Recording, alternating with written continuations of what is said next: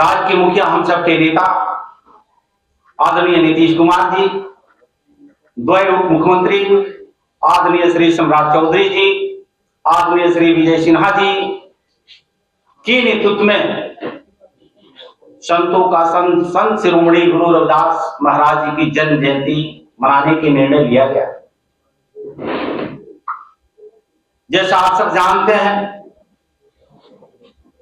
कि राज्य के मुखिया आदरणीय नीतीश कुमार जी और देश के नेता आदरणीय नरेंद्र मोदी जी के नेतृत्व में देश के और प्रदेश के समस्त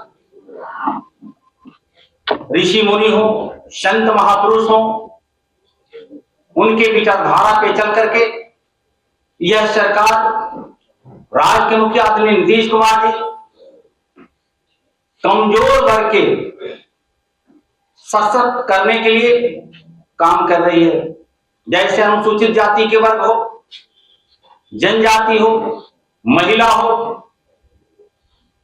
संत गुरु रविदास महाराज जी का जन्म 1376 ईस्वी में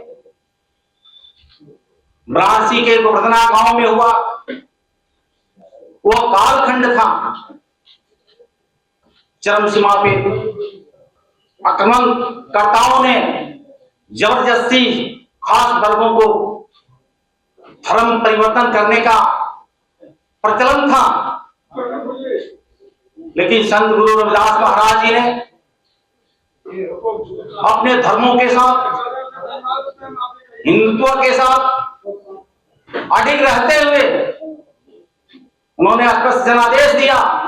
ये सरकार से हक भी बनता है, जब हम रोजगार दे रहे हैं, नौकरी दे रही है, यही सरकार दे रही है।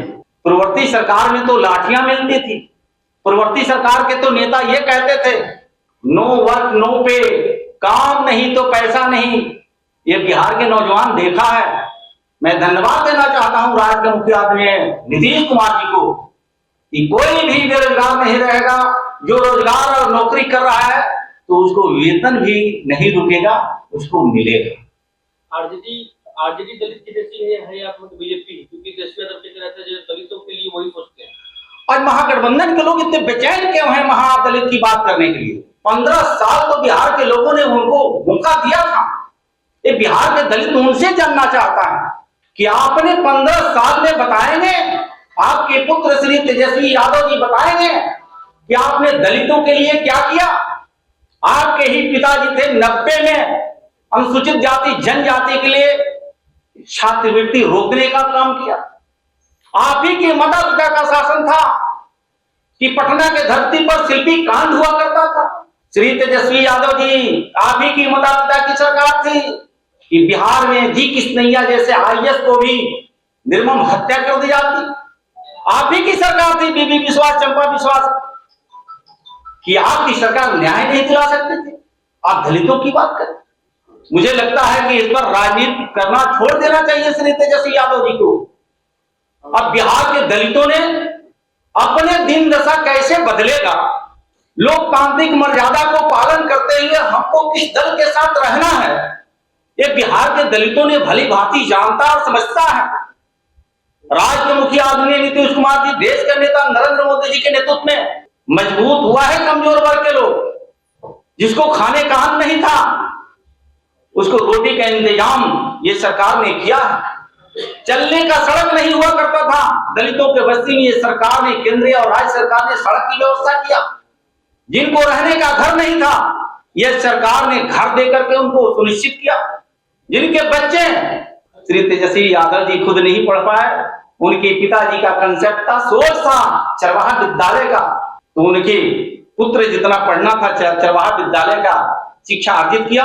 लेकिन आज धन्यवाद हम देना चाहते हैं अनुसूचित जाति जनजाति कल्याण विभाग के मंत्री होने के नाते कि पूरे बिहार में 91 आवासीय विद्यालय अनुसूचित जाति जनजाति के छात्र और छात्राओं को आवासीय देकर के पढ़ने का व्यवस्था किया गया। तो रहने का व्यवस्था ये सरकार ने किया, कॉपी किताब की व्यवस्था ये सरकार ने किया, छात्रवृत्ति की व्यवस्था ये सरकार ने किया। तमाम सुविधाओं से लैस करके यह सरकार अनुसूचित जाति जनजातियों को मजबूती प्रदान कर रही है। मुझे लगता है कि इस पर महागठबंधन के नेताओं को कोई राजनीति करने का जगह नहीं है। वो एनडीए जिस तरह से मजबूती प्रदान कर रही है, कल भी एनडीए के साथ महादलित गठबंधन के साथ नहीं था। महागठबंधन के लोगों को ये जानकारी है, डर है कि अब एनडीए के पार्ट बिहार और देश के दलित बन चुका है, इसलिए श्री तेजस्वी यादव जी को कहीं ना कहीं परेशानी हुई। उखाड़ फेंकना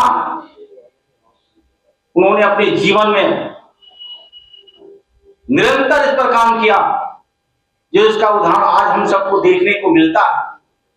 तो उनके बताए रास्ते पर चल करके उन्हीं का कथन, ऐसा चाहूं राज में जहां शवन को मिले अन्न, छोट बड़ सम बसे रैदास रहे प्रसन्न।